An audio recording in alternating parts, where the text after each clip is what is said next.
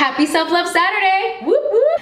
Thanks guys for all the love on my last Fenty Beauty video. Whoop whoop! Today's video is all about crystals and bringing in positive energy into your space. I'm gonna be talking with my friend Jordy, who is a crystals expert. He works over at Crystallarium in Los Angeles. He has tons of crystals in his home. He knows all about crystals, and overall, honestly, I'm gonna call him this a Zen master because his energy in general is calm. He's just one of those people. He knows about how to have good vibes. Here we go, talking with Jordy. Self-love is the number one most important thing as far as if you want to see a healthy, harmonized world around you, you have to start with yourself first. But what happens is we're taught that loving yourself more than others is selfish and that you shouldn't do that because if you do that, you're a bad person. And while there is value in assisting others, there's not value in neglecting yourself. God is love and we're created in God's image, then it's up to us to really find and access that love so that we can spread it. As far as crystals go, in reference to self-love, there's two parts. There's the self and there's love. You are familiar with the chakra system. If you're not, it's something I would advise you to look up. There's two chakras that will assist you in self-love, and the first one is the solar plexus chakra, and the second is the heart chakra. So this is rose quartz, and rose quartz is a really common mineral. It's really great for activating and healing the heart chakra. So when we talk about self-love, this is going to be a really powerful tool in order to access the heart and sort of heal and harmonize the heart. It's also a really good one for having in the home, just as far as like facilitating and assisting in a harmonious environment and harmonious relationships. So this is a mineral called rhodochrosite. This is actually a really sort of high quality example of rhodochrosite. If you're going and like searching for rhodochrosite in the store, don't get intimidated by the price. There are rhodochrosites that are more accessible. This one is really, really good for self-love specifically.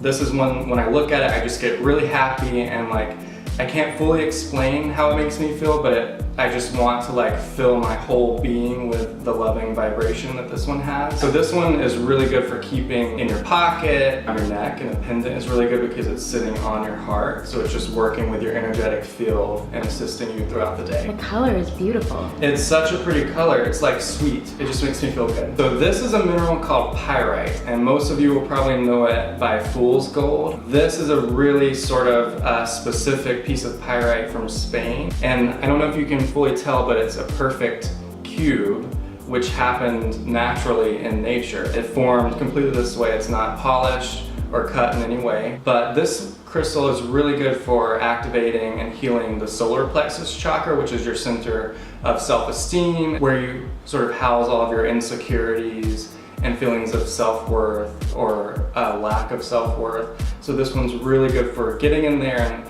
purifying and cleansing and making sure that you have a good sense of self-awareness. You're really secure in yourself and in your beliefs.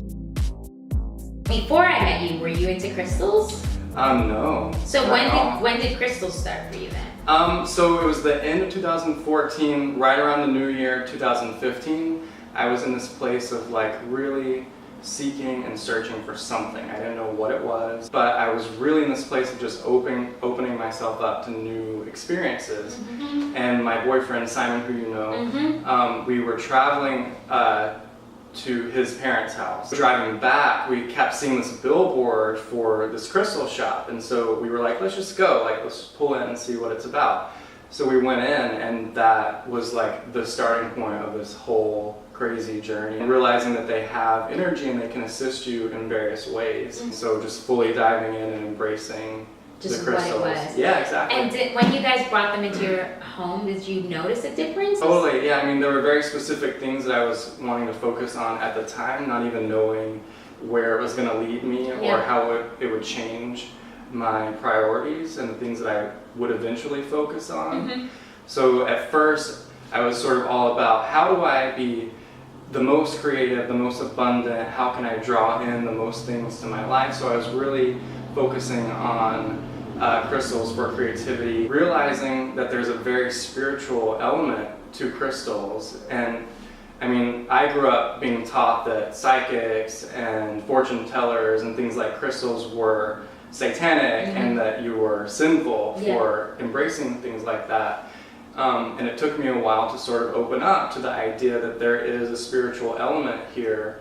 These are things that were made by God in creation, and they're here as tools to assist us. How did your self-love journey, how did that start? That is a really interesting, loaded question, because there was a time in my life when I wasn't fully faithful and I lacked a lot of faith, and started embracing spirituality and my own ways of experiencing God through working with crystals, not even realizing that I was on a self-love journey at the time, and later on recognizing what was happening and realizing that, whoa, I don't love myself and there are things that I need to change in my life in order to do that. Getting closer to God is what basically helped you to get closer to yourself. Yeah, I mean, I found, and I'm very much on the self-love journey, and I will be for a long time. Oh yeah, it's forever. Yeah, I mean, it's constant, but in my opinion, the faith is the most important part in a self-love journey, and it wasn't until I came back to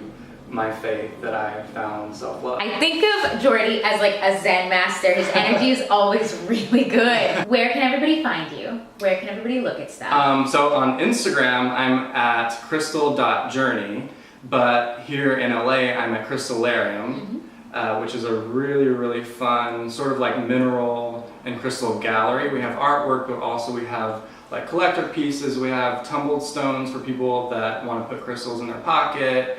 We also hand make jewelry, so lots of fun stuff. I love it. Thank you. Thank you guys for watching this video. Don't forget to like, subscribe, and share this video with any of your friends who you think need this message. Bye!